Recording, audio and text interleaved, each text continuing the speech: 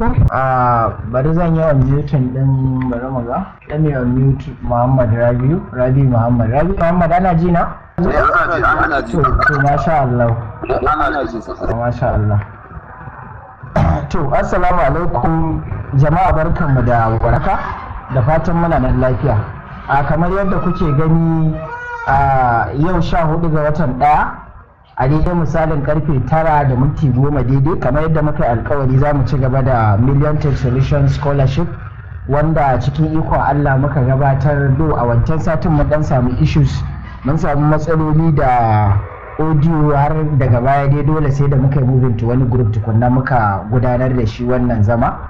So cikin ikon Allah this time around insha Allah MTS ta yi kokari an yi overlooking duk wasu abubuwa da za su iya bamu matsala, kuma insha Allah za a yi wannan class ba da jimawa ba, za a fara kai sorry. To yau za mu fara da wani abu sabo, gaskiya sabo in the sense that wato candlestick ɗin da muka yi a baya muka dan fara, so mun yi wani duba ne cewar ana buƙatar, saboda yadda muka taso abin gaskiya an mun shiga su support da resistance sai muke kamar da yawa an bar yan uwa a baya, wanda bayan wancan ajin na receiving feedback da dama, while people inda mutane suke complain in cewa gaskiya irin they were not satisfied with yadda abubuwan suka tafi. So kamar yadda na sha faɗa ɗalibi ne nima and we are here to learn, so we just need to rub minds. So inda wani gyara ya kamata dama a ankarar kuma insha Allah za a gyara, ko in ce an ma gyara. Announcement ɗin da ne a wancan class ɗin a farko in ba za ku manta ba, akwai ɗan uwa da muke tare da shi Hussein Abdulsalam, wanda ya kawo mana wata gudunmawa ta wani littafi, wanda littafi ne wanda yake cike da ilimi gaskiya, sannan kuma a wancan lokacin na sanar cewa ni kaina na karanta shi kuma na karu sosai. Abin da yasa ya fitar da wani littafin shine wato Candlestick Bible ne, wanda da yawa kowa muka san shi a harshen turanci, wanda na dan kwana biyu da karanta shi, amma da na samu na Hausan sai na ga gaba daya ashe akwai abubuwan da ma we just need to pick up. So wannan yasa MTS sai ta dau nauyin hada PPT, ma'ana PowerPoint presentation na shi wannan littafin, saboda already ya zo a PDF ne, so kuma ba lalle mutane sauki ba, so dole muka yi compiling ɗinsa, wanda a ciki ajinmu na farko mun samu slides guda 20, wanda slides ɗin nan za mu ringa treating ɗinsu one after the other. To idan burinka na zama technical analyst misali shine ya zama main priority ka zo ka rika analyzing kasuwa da kanka ka shiga, so ina tunanin littafin nan is ever ready to help you once you are ready to learn. So abin yake bukata consistency da kuma addu'a, Allah ya sa abinda aka karanta a amfana. So in dai ka rike wuta ka sa ka mai da hankali insha Allah mutum ko da yana da basic knowledge, ina tabbatar muku da cewa Candlestick Bible din nan yana taimakawa sosai.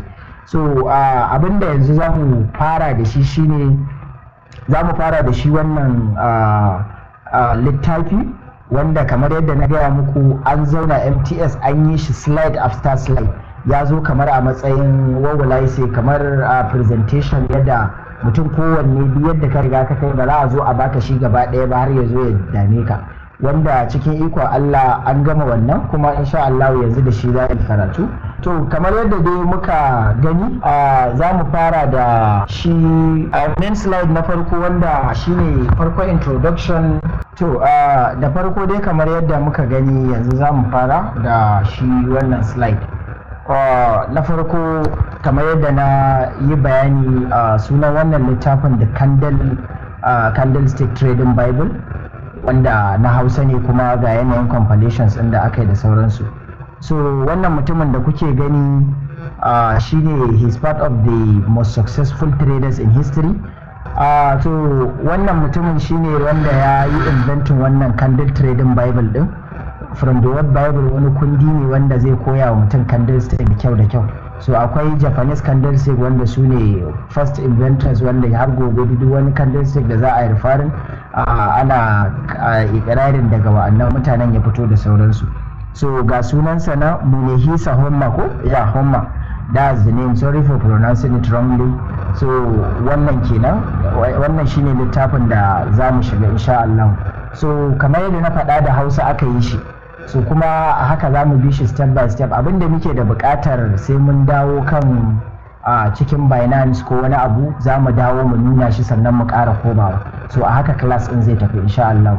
So gashi nan gabatarwa, marubucin ya ci gaba da cewa tsarin da ke cikin wannan littafin zai taimaka matuƙa wajen cikar burinka na zama ɗan kasuwa mai cike da riba, kuma tsari ne mai sauƙi wanda cikin lokaci ƙanƙani zaka fuskance shi idan har ka mai da hankali, wanda maganar da ne ɗazu kenan, ka yadda cewar kasuwanci ne kuma shi ka zo yi, kuma duk wani abu da ya kamata a yi dan a tsira za ka yi shi ka abin nan insha Allah. So wannan tsari gaba ɗaya yana kunshe da abu biyu, wato shi kansa a tsinken candle da kuma hasashen fasaha. So candlestick da kuma hasashen fasaha su ne abubuwan da wannan littafin ya kunsa, wanda wannan shine technical analysis kamar yadda muka yi bayani a karatunmu na baya. So marubucin ya ci gaba da cewa ka zage dantse domin ganin ka kware akan wannan tsari da nake so na nuna maka, wanda za ka iya amfani da shi wajen gabatar da kasuwancinka na kowace kasuwa hada-hadar kuɗi. So kamar yadda na faɗa a baya, ba iya a crypto ake ba, kamar yadda muka sani idan ka shiga cikin indices, ka shiga cikin su financial market na foreign exchange forex, duk da abin da ake amfani da shi kenan. So idan kai analyst ne a nan za ka iya analyzing kasuwa a can. So koyan tsinken candlestick Japan kuma kamar koyan sabon yare ne, kamar yadda na faɗa Japanese candlestick. Idan baka iya karanta su waɗannan tsinkayen kandaran ba, fuskantar halin da kasuwa take ciki zai yi matuƙar yi maka wahala, wanda kuma muna ganin haka. So marubucin ya ci gaba da cewa ina so ka nutsu wajen karanta littafin domin ka fahimci duka wani salo da kuma dabara na kasuwancin nan da zan gabatar. Kada ka manta wannan ilimi ne da zai nuna maka salo da kuma dabaru mashahurai wanda za ka iya gabatar da kasuwancinka a kasuwar kuɗaɗe. Marubucin ya ci gaba da cewa idan har ka fuskanci wannan salo da zan gabatar, to tabbas zai canza maka rayuwa da kuma mutanen da ke kewaye da kai, to Allah yadda, muna fata. The next slide akwai abu mafi muhimmanci da zaka fuskanta shine zaka fuskanci tsarin halayyar wannan kasuwanci da a cikin wannan tsari na tsinken candlestick, wanda zai canza yanayi yanda kake gabatar da kasuwancinka na har abada. Wannan tsari ba wata hamayya a kansa, domin kuwa mutane da yawa sun yi nasara ta hanyar amfani da wannan tsari. Ina taya ka murna bisa taku na farko da kai a cikin tafiyarka ta neman ilimin kasuwanci. Tabbas kana kan turba, ko na ce hanya ta zama ingantaccen ɗan kasuwa. Wannan shine mafarin tafiyarka. Don haka bayan ka gama karanta wannan littafin, a lokacin za mu ce wasa farin girki. A marubucin ya ci gaba da cewa ina so ka nutsu wajen karanta wannan littafin domin ka fahimci wannan. Ya naga kamar maimaci ne, ina ga an dan samu ishi wajen compilation. So yanzu dai ga shi da kashe-kashen yadda wannan littafin zai kama. Na farko akwai sanin halittar tsinken candlestick, wato candlestick anatomy. Kamar dai dan adam, su ma tsinkayen candlestick suna da nau'ika na girman jiki, wanda yana da matukar muhimmanci ka san sirrin da ke tattare da hakan idan ka zo kasuwancinka. Wannan shine abin da za a koyar a wannan bangare na farko. To bangare na biyu kuma gamayyar tsinkayen candle, wara candlestick pattern. Gamayyar tsinken candle sun zamo sashe na bangare hasashen fasaha, kamar yadda ɗabi'ar dan adam take bayyana take kuma sake nuna kanta. Haka su ma tsinkayen candlestick suke bayyana da halaye iri ɗaya a koda yaushe. Wannan shine abin da zaka koya a wannan bangare na biyu. To abu na uku kuma tsarin kasuwa, ma'ana market structure. A wannan bangaren za mu sanar da kai yadda ake gane yanayin hauhawa da sauka, wato trending, ko kuma yanayi da kasuwa ba ta da alƙibla, wato ranging market. Sai kuma ƙanƙantar farashi, choppy market kenan. In the next slide, a cikin dai bangaren yadda abubuwan da littafin ya kunsa, hasashen wa'adi da kuma binciken ciki da bai, time frame and top down analysis, wanda kusan time frame ɗin da mun yi maganarsa, mun kalli kasuwa a kwana ɗaya, mun kalle ta a wata ɗaya, sannan mun ƙara kallonta a kusan zan ce 15 minutes da sauransu, wanda shine muka magana shine time frame. sai top down analysis wanda general analysis ne na yanayin price action da sauransu. A sanin yadda za ka yi amfani da agogon to kamar bari mu dan dawo baya kaɗan wajen wannan tsarin kasuwa wato market structure, wanda shi yana daga cikin ɓangarorin abubuwan da za mu koya. So wanda muka ce a wannan ɓangare za mu sanar da kai, littafin zai sanar da kai, afwan kada in yi improvising. So a wannan ɓangaren za mu sanar da kai yadda ake gane yanayin hauhawa ko sauka a trending kenan, da kuma yanayin da kasuwa ba ta da alƙibla wato ranging market, sai kuma kankantar farashi ba ana choppy market. So abu na gaba akwai hasashen wa'adi da kuma binciken ciki da bai, time frame and top down analysis. Sanin yadda za ka yi amfani da agogon wa'adi yana da matukar muhimmanci a matsayinka na mai aiki da farashi, ma'ana price action shine a farashi. A wannan bangare za ka koyi yadda ake hasashe da ta hanyar binciken kwakwalwa wato top down analysis. So kamar yadda muka sani muka faɗa a baya, akwai class da muka yi wanda yake nuna time frame na ita yanayin kasuwa. Mun kalli kasuwa a kwana ɗaya, mun kalle ta a minti ina ga 14 ne, mun kalle ta a dai lokuta mabambanta. So akwai wannan bangaren shi ma za mu koya a cikin wannan littafin.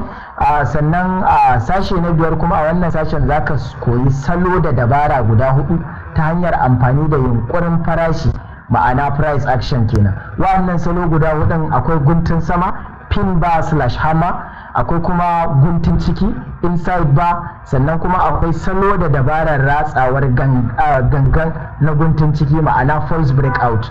Sannan akwai salon mamaya wanda engulfing candlesticks, wannan mun san sa a baya, ko suke kiransa rumfa. Sai misali da zai biyo baya na su wa'annan abubuwan ke. Marubucin ya ci gaba da cewa ina mai baka shawara da ka tabbatar ka kwaye a matakin farko kafin ka faɗo cikin wannan mataki, domin kuwa idan baka yi amfani da matakin farko ba za ka iya sarrafa waɗannan matakai ba yadda ya kamata.